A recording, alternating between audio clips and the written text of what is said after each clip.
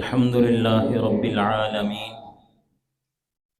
لا شريك له وبذلك أمرت وأنا من المسلمين والصلاة والسلام على من أرسله لإماطة الشرك والبدعة من العرب والعجم وعلى آله وأصحابه الذين سعوا في إشاعة التوحيد والسنة مقرين بقوله تعالى فادعوا الله مخلصين له الدين. اعوذ باللہ من الشیطان الرجیم. بسم اللہ الرحمن الرحیم. یا ایہا الذین آمنوا کتب علیکم الصیام کما کتب علی الذین من قبلکم لعلکم تتقون. وقال اللہ تعالی فی مقام آخر یا ایہا الناس اعبدوا ربکم الذی خلقکم والذین من قبلکم لعلکم تتقون. صدق اللہ العظیم. اللہم صلی علی محمد وعلی آل محمد کما صلیت علی ابراہیم وعلی آل ابراہیم انک حمید مجید. اللہم بارک علی محمد وعلی آل محمد کما بارکت علی ابراہیم وعلی آل ابراہیم انک حمید مجید. اے ایمان والو، تم پر روزے فرض کیے گئے جس طرح تم سے پہلے لوگوں پر فرض کیے گئے تھے تاکہ تم پرہیزگار بنو. اے لوگو، بندگی کرو اپنے رب کی جس نے تم کو پیدا کیا اور ان کو جو تم سے پہلے تھے تاکہ تم پرہیزگار ہو جاؤ. میرے محترم بھائیوں اور بزرگوں، رمضان المبارک کا مہینہ یہ جا رہا ہے، اس کا دوسرا جمعہ ہے اور اس کا 9واں روزہ. یہ اللہ تعالیٰ کی رحمت اور بخشش کا مہینہ ہے. یہ خاص انعام ہے اللہ جل شانہ عما نوالہ کا ان لوگوں کے لیے جو اس ماہ مبارک کے حق کو سمجھیں اور اس کی قدر کریں اور اس سے کی نعمتوں سے، اس کے انعامات اور برکات سے اپنی جھولیوں کو بھر دیں. میرے محترم بھائیوں، میرے بزرگوں، میرے دوستوں، اللہ جل شانہ عما نوالہ نے رمضان کے روزے فرض کیے، قرآن مقدس میں ذکر کیا. اس کی وجہ اور علت اور غایت اور مقصد بیان کیا کہ یہ روزے اس لیے ہیں تاکہ تم پرہیزگار بنو. تو تقوی کا سبب بیان کیا اور وہ تقوی کا سبب روزہ ہے. میرے محترم بھائیوں، اگر ہم قرآن مقدس کا مطالعہ کریں، رسول اکرم صلی اللہ علیہ وسلم کے دین کو گہرائی سے پڑھیں تو اسلامی احکام کی تمام سارے احکام کی غایت وہ تقوی کا حصول ہے. اللہ چاہتے یہ ہیں میرے بندے نیک ہو جائیں. یہ سارے اعمال جو اللہ رب العزت نے ہمیں دیے ان کا مقصد یہ ہے کہ یہ میرے بندے نیک ہو جائیں. جیسا کہ فرمایا روزہ فرض کیا تاکہ تم کیا ہو جاؤ، پرہیزگار ہو جاؤ. اسی طرح اللہ جل شانہ عما نوالہ نے حج کو ذکر کیا. حج کو ذکر کرنے کے بعد اس کو ذکر کیا وہ معمولی عمل نہیں ہے. فرمایا وَمَن يُعَظِّمْ شَعَائِرَ اللَّهِ فَإِنَّهَا مِن تَقْوَى الْقُلُوبِ. جو شعائر اللہ کی تعظیم کرتا ہے بے شک وہ متقی دل والا ہے. تو حج بھی اس لیے تاکہ مزاج میں کیا آ جائے، تقوی آ جائے، پرہیزگاری آ جائے. اسی طرح فرمایا ان تعفوا اقرب للتقوی. درگزر کرنا سیکھو، معاف کرنا سیکھو، اس لیے کہ معاف کرنے سے تمہارے اندر تقوی آ جائے گا. معاف کرنا تقوی کے بہت قریب ہے. اعدلوا هو اقرب للتقوی. انصاف کرو. انصاف کرنا زندگی کے معاملات میں اپنی ذات سے، اپنے متعلقین سے انصاف کا برتاؤ کرنا تو یہ تقوی کے حصول کا بہت بڑا ذریعہ ہے۔ تو انصاف بھی ایک اسلامی حکم ہے۔ تو میں نے عرض کیا تھا تمام اسلامی احکام کی جو غایت ملے گی وہ ملے گی تقوی، جیسا کہ روزے کا مقصد بھی تقوی۔ تقوی کیا ہے؟ تقوی مختلف معنوں میں استعمال ہوتا ہے اور نتیجہ ایک ہی ہے۔ تقوی کا معنی بچنا، تقوی کا معنی پرہیزگاری، اس کا معنی اللہ کا ڈر۔ تو پرہیزگاری بھی اسی وقت ہوگی جب گناہوں سے بچے گا۔ اللہ کے ڈرنے والا یقیناً گناہوں سے بچے گا، اور جب گناہوں سے بچے گا وہ پرہیزگار ہوگا۔ مختلف اعتبار سے جب مختلف جگہوں پہ کہیں معنی کیا جاتا ہے اللہ سے ڈرو، یا ایھا الذین آمنوا اتقوا اللہ حق تقاتی، اے ایمان والو اللہ سے ڈرو جیسا کہ اس سے ڈرنے کا حق ہے۔ تو مطلب کیا؟ تقوی اختیار کرو۔ تو میرے محترم بھائیو، تقوی کا معنی یہ ہے پرہیزگاری، گناہوں سے بچنا، اللہ کا ڈر، اور رمضان کا مقصد بھی یہ ہے۔ اب میں روزے رکھوں لیکن اللہ کا ڈر میرے اندر نہ آئے، میری کیفیت نہ بدلے، اللہ کی عظمت روٹین سے ہٹ کر۔ بعض اوقات کچھ بندے اعمال ہم کرتے ہیں نا تو وہ ایک روٹین بن جاتی ہے۔ ایک ہے کہ حقیقت میں تبدیلی آنا۔ آپ کی خدمت میں عرض کر دوں، کچھ لوگ ایسے ہیں جو اسلام کو قبول نہیں کرتے، مسلمان نہیں ہیں، لیکن جس طرح ہم روزہ رکھتے ہیں انہی شرائط کے ساتھ وہ روزہ رکھتے ہیں۔ ہندوؤں میں بھی ہیں، وہ رکھتے ہیں مسلمانوں کے ساتھ روزہ۔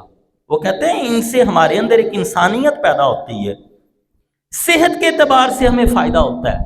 سکھ بھی رکھتے ہیں اور ان شرائط کے ساتھ رکھتے ہیں جو 3 شرطیں بنیادی طور پر روزے کی بیان کی گئی ہیں: کھانے سے بچنا، پینے سے بچنا، شادی شدہ آدمی کا ازدواجی تعلق سے بچنا۔ یہ 3 شرطوں کے ساتھ باقاعدہ طور پہ روزہ رکھتے ہیں، لیکن انہیں تقوی ملتا نہیں ہے۔ اگر ہم اعمال کر رہے ہیں اور تقوی نہیں آ رہا تو پھر اس کا مطلب ہے اس عمل کی روح ہمیں مل نہیں رہی۔ اسی طرح اللہ نے فرمایا یا ایھا الناس اعبدوا ربکم الذی خلقکم والذین من قبلکم لعلکم تتقون۔ میں تمہیں جو کہہ رہا ہوں میری عبادت کرو، اس کی وجہ کیا ہے؟ میں اس لیے کہہ رہا ہوں تاکہ تم بچ جاؤ۔ اب یہاں پہ معنی کیا کیا جاتا ہے؟ بچ جاؤ۔ کس سے؟ ذلتوں سے۔ سورۃ بقرہ ہے، 3 رکوع کی پہلی آیت ہے، اور سورۃ بقرہ کی آیت نمبر 21 ہے۔ اے لوگو اعبدوا ربکم، اپنے رب کی عبادت کرو، الذی خلقکم، جس نے تمہیں پیدا کیا، والذین من قبلکم، اور ان لوگوں کو بھی پیدا کیا جو تم سے پہلے تھے۔ خالق تمہارا بھی اللہ، خالق تم سے پہلوں کا بھی اللہ، تو عبادت کرو۔ لعلکم تتقون آگے بیان کیا، ایک معنی تاکہ تم پرہیزگار ہو جاؤ، تاکہ تم متقی ہو جاؤ، اور یہ بھی معنی کیا جاتا ہے تاکہ تم بچ جاؤ۔ کس چیز سے؟ ذلت سے۔ کس چیز سے؟ غیر اللہ کی نظر نیاز دینے سے۔ کس چیز سے؟ بہت سے معبود بنانے سے۔ جب ایک معبود ہوگا تو مسجود بھی ایک ہوگا، مرکوع بھی ایک ہوگا، خزانوں کا مالک بھی ایک ہوگا، نظر نیاز کے لائق بھی ایک ہوگا، تو بڑی مصیبتوں سے بچ جاؤ گے۔ مجھے آپ یہ بتائیے، ایک کو راضی کرنا آسان ہوتا ہے یا بہت سوں کو راضی رکھنا آسان ہوتا ہے؟ ایک کو راضی رکھنا آسان ہے۔ اللہ نے فرمایا مجھے ایک کو راضی رکھو۔ اللہ نے فرمایا روزہ رکھو تاکہ تم پرہیزگار ہو جاؤ۔ اور میں نے عرض کیا کہ صرف روزہ نہیں، اسلام کے جتنے بھی احکام ہیں، وہ حج ہے، وہ اللہ تعالیٰ کی عبادت ہے، وہ معاف کرنا ہے، وہ انصاف کرنا ہے، وہ اس کے علاوہ دیگر بھی جتنے نیکیوں کے اعمال ہیں ان کا مقصد تقوی ہے۔ تو اسلام کی احکام کی غایت تقوی کا حصول ہے۔ اب متقی کون ہے؟ ایک حدیث سے بھی میں آپ کی خدمت میں عرض کروں گا، اللہ کے نبی نے فرمایا یہ متقین ہے۔ لیکن اگر ہم قرآن پاک کا مطالعہ کریں نا تو قرآن مقدس نے ذکر کیا یہ متقین ہے، یہ پرہیزگار ہے۔ روزے کی پھر میں دوبارہ تقریر نہیں کرتا، میں یہ نہیں کہتا ہاں بھائی سبحان اللہ کو تاں جملہ عرض کراں گا۔ میں سبق پڑھتا ہوں، سبق سناتا ہوں، چاہتا ہوں پھر ہم سب مل کر اس سبق کو اپنی عملی زندگی میں لے کے آئیں۔ اس لیے دوبارہ بات کرنے میں بھی کوئی حرج نہیں ہے، میں دوبارہ بات عرض کر دیتا ہوں۔ آپ میرے بھائیوں نے بڑے توجہ کے ساتھ سنیں، کیونکہ بعض اوقات جب بات کو پہلی دفعہ سنا جاتا ہے تو اوپر سے گزر جاتی ہے۔ میں دوبارہ عرض کر دیتا ہوں، میرے بھائیوں، اللہ نے روزے فرض کیے، مقصد کیا تھا؟ تقویٰ۔ اللہ نے نماز فرض کی، مقصد تقویٰ۔ اللہ نے حج فرض کیا، مقصد تقویٰ۔ اللہ نے اپنی عبادت کہی تو مقصد تقویٰ۔ اللہ نے سچ کا کہا تو مقصد تقویٰ۔ اللہ نے انصاف کا کہا، درگزر معاف کرنے کا کہا تو مقصد تقویٰ۔ نتیجہ یہ نکلا، شریعت کے تمام احکام، ان کا تعلق عبادات سے ہو، ان کا تعلق معاملات سے ہو، ان کا تعلق معاشرت سے ہو، مقصود کیا ہے؟ اللہ چاہتے ہیں میرا بندہ گناہوں سے بچ جائے، میرا بندہ مجھ سے ڈر جائے، میرا بندہ نیک اور پرہیزگار بن جائے۔ یہ تقویٰ کے 3 معنی میں نے تینوں عرض کر دیے۔ اب متقی ہے کون؟ پرہیزگار ہے کون؟ اللہ کے نبی کی حدیثیں بھی ملیں گی اور قرآن مقدس کے اندر ہم غور کریں گے تو قرآن بتائے گا یہ متقی ہے۔ علامات ہوتی ہیں نا، چہرے سے پتہ چل جاتا روزہ لگتا پہ ہے، یہ ہاتھ پھڑنا ہی ہے نا، تینوں بخار ہے، کہتے ہیں کہ نہیں؟ فوراً کہہ دیتے تینوں کپڑیاں تو اندازہ ہو جاتا ہے کہ اس ٹائم حالات کے انج دے نے، ہو جاتا ہے کہ نہیں ہو جاتا؟ بالکل اندازہ ہو جاتا ہے۔ بندہ جب گفتگو کر رہا ہوتا ہے تو اس وقت پتہ چل جاتا ہے کہ یہ اس وقت ڈسٹرب ہے، ذہنی طور پہ الجھا ہوا ہے یا شاد باد خوش ہے، ہو جاتا ہے نا۔ میرے محترم بھائیوں، ہم روزے رکھ رہے ہیں، اللہ نے کہا روزے کا مقصد تقویٰ تھا، لیکن وہ تقویٰ آیا کہ نہیں آیا؟ اب میں کہہ رہا ہوں میں روزے رکھ رہا ہوں، اللہ کہتے ہیں تقویٰ آ جائے گا، لیکن کیا میرے اندر تقویٰ آیا؟ اللہ نے فرمایا قرآن پڑھ، اگر تیرے اندر یہ خوبیاں پیدا ہو گئیں تو تیرے اندر تقویٰ آ گیا، روزے کا مقصد حاصل ہو گیا۔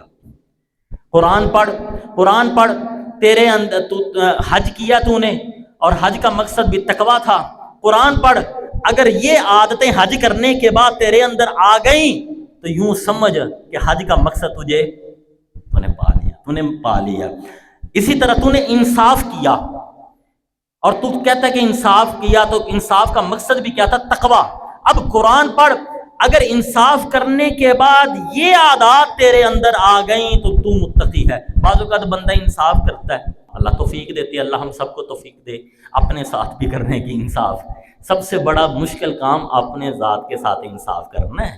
تو میرے محترم بھائیوں، یہ علامات ہیں۔ اب اللہ نے قرآن مقدس کے اندر علامات ذکر کی ہیں، میں ان میں سے چند ایک مقام آپ کی خدمت میں عرض کرتا ہوں۔ سورۃ بقرہ کی 2 آیت میں اللہ نے فرمایا ھدی للمتقین، قرآن ہدایت ہے پرہیزگاروں کے لیے۔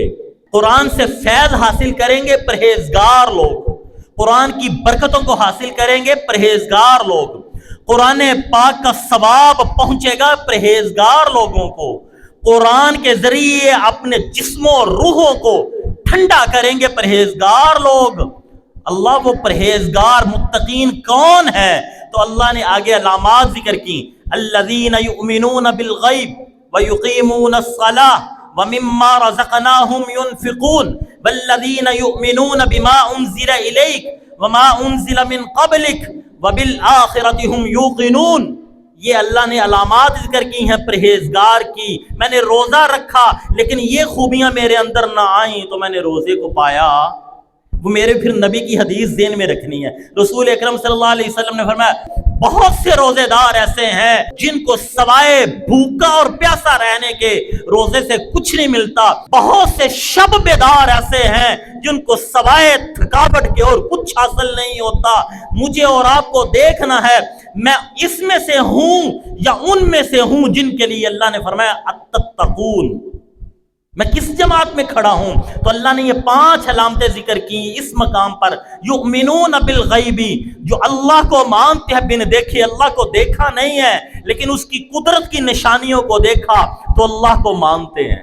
اب سوال ہوتا ہے اللہ کو تو ہندو بھی مانتے ہیں، اللہ کو تو سکھ بھی مانتے ہیں، اللہ کو عیسائی بھی مانتے ہیں، اللہ کو یہودی بھی مانتے ہیں، تو پھر آسان سا جواب یہ ہے اللہ نے یہ قرآن اتارا ہدن، ہدایت، اور آگے فرمایا یؤمنون بالغیب، اللہ کو اس طرح مانتے ہیں جس طرح قرآن نے ذکر کیا۔ ہندو مانتا ہے اللہ کو لیکن قرآن کی طرح نہیں مانتا. سکھ اللہ کو مانتا ہے لیکن اس طرح نہیں مانتا جس طرح قرآن نے ذکر کیا. عیسائی اللہ کو مانتا ہے لیکن اس طرح نہیں مانتا جس طرح قرآن نے بیان کیا. یہودی اللہ کو مانتا ہے لیکن اس طرح نہیں مانتا جس طرح قرآن نے بیان کیا. اللہ کہتے ہیں مجھے ماننا تب تیرا قبول ہوگا جب تیرا ماننا قرآن کے مطابق ہوگا. اور قرآن کیا کہتا ہے مجھے کس طرح مانو؟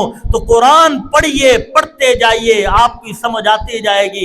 قرآن کہتا ہے وَاسْجُدُوا لِلَّهِ وَارْكَعُوا لِلَّهِ، سجدے اللہ کے، رکوع اللہ کو اس طرح مانو کہ سجدہ اللہ کے علاوہ کسی اور کو، اللہ کو اس طرح مانو رکوع اللہ کے علاوہ کسی اور کو نہ کرو.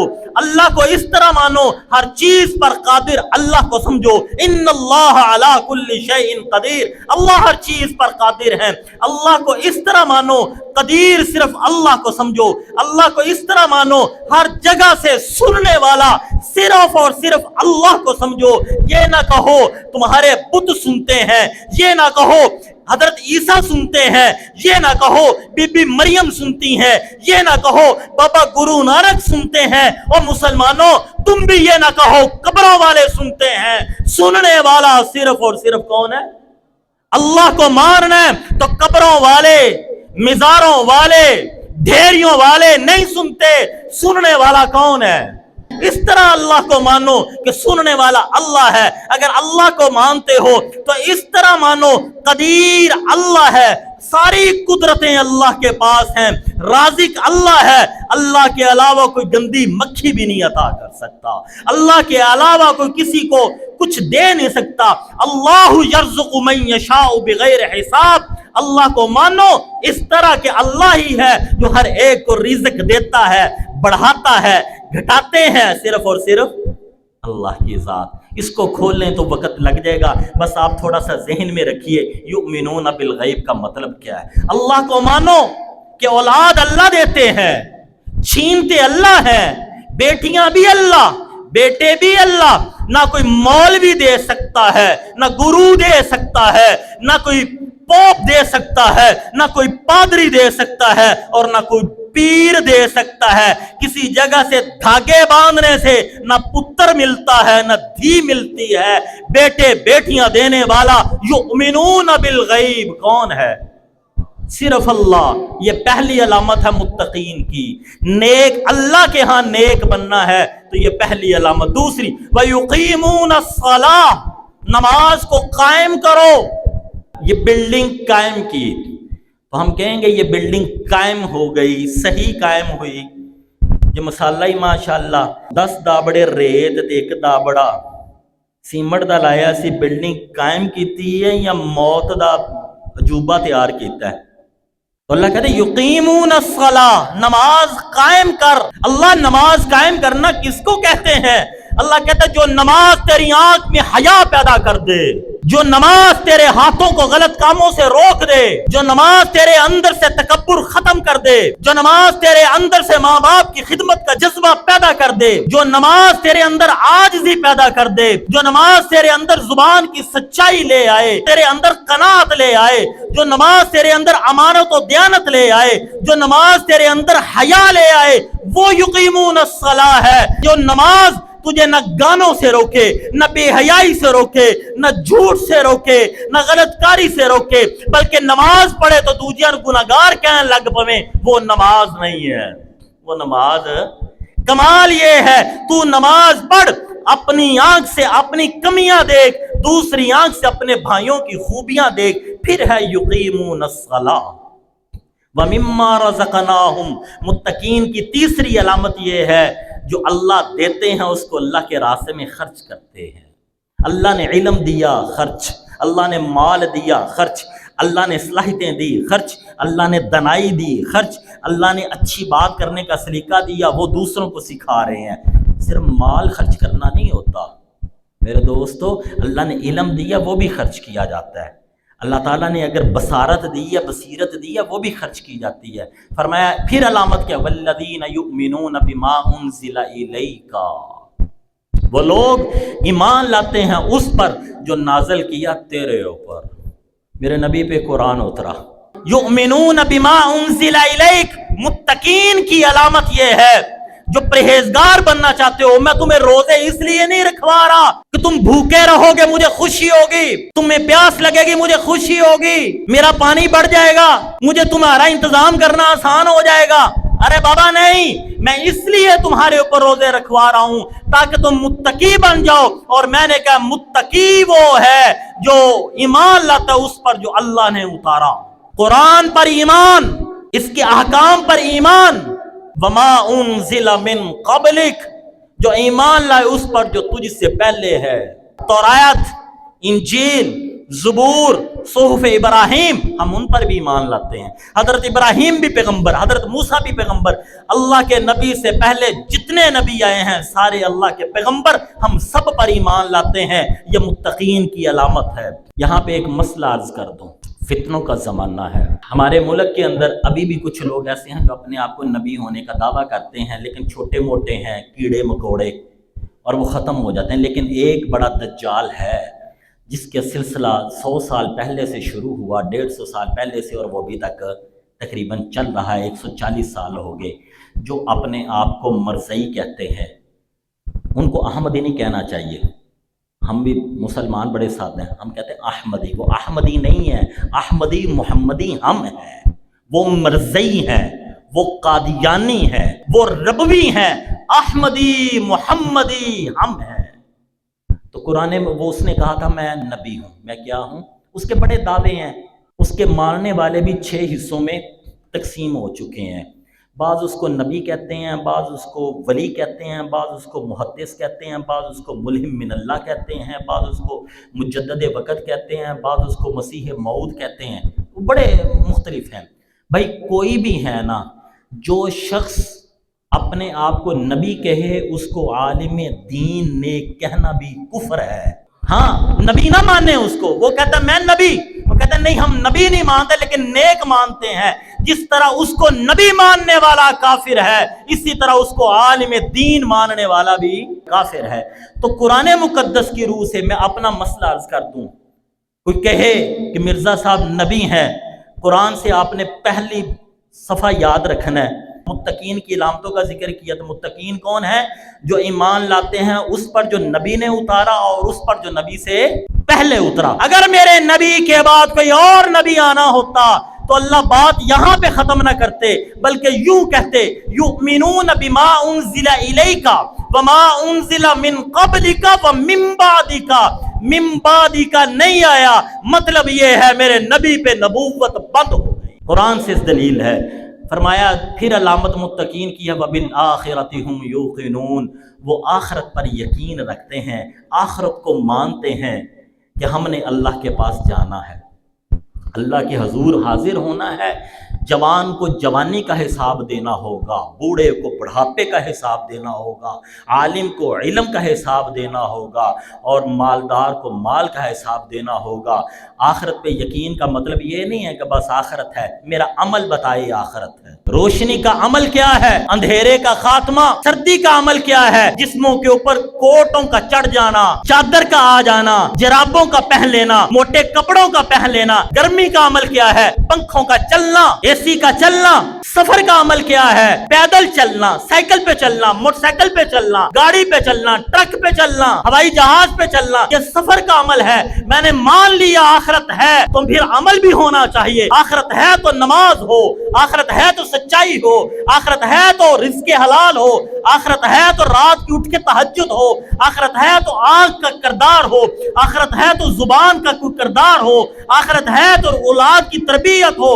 وَبِالْآخِرَةِ هُمْ يُوقِنُونَ، یہ کہنا ہم آخرت پر یقین رکھتے ہیں اور تیاری کوئی نہیں، میں ایک عقیدتاً انکاری اور ایک عملاً انکاری ہے۔ میرے دوستو، اللہ نے یہ متقین کی علامات بیان کی ہیں، اور روزے کا مقصد کیا ہے؟ تقوی۔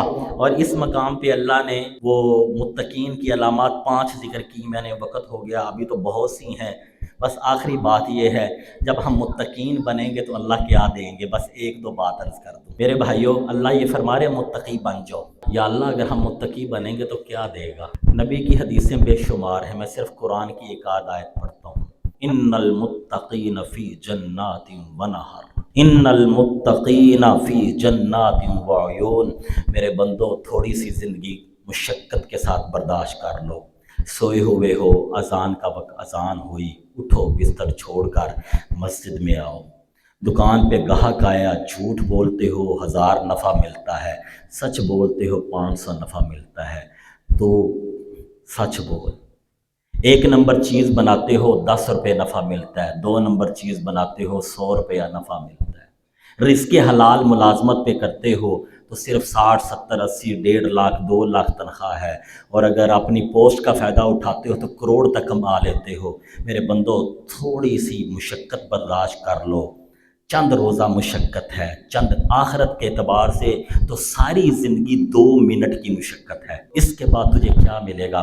فرمایا بے شک جو پرہیزگاری ہوں گے وہ اللہ کی نعمتوں میں ہوں گے اور باغوں میں ہوں۔ ان للمتقین مفازا حدائق واعنابا وکواعب اترابا وکأسا دہاقا لا یسمعون فیہا لغوا ولا کذابا، بے شک متقین وہ کامیاب ہیں، حدائق و اعنابا، ان کے لیے آخرت میں بڑے بڑے باغیچے ہیں اور انگور ہیں، وکواعب اترابا، اور خوبصورت بیویاں، وکأسا دہاقا، یہاں پہ میرے کہنے پر تو شراب چھوڑ، آخرت میں تجھے شراب پلواؤں گا، لا یسمعون فیہا لغوا ولا کذابا، یہاں پہ تجھے عہدہ ملے حاسد پیدا ہو جاتے ہیں، یہاں پہ تجھے عزت ملے حاسد پیدا ہو جاتے ہیں، یہاں پہ تجھے مقام ملے لوگ جلنا شروع ہو جاتے ہیں۔ فرمایا آخرت میں یہ نہیں ہوگا، لا یسمعون فیہا لغوا ولا کذابا، تیرے کانوں میں کوئی حسد کی آواز، تیرے کانوں میں کوئی بےہودگی کی آواز،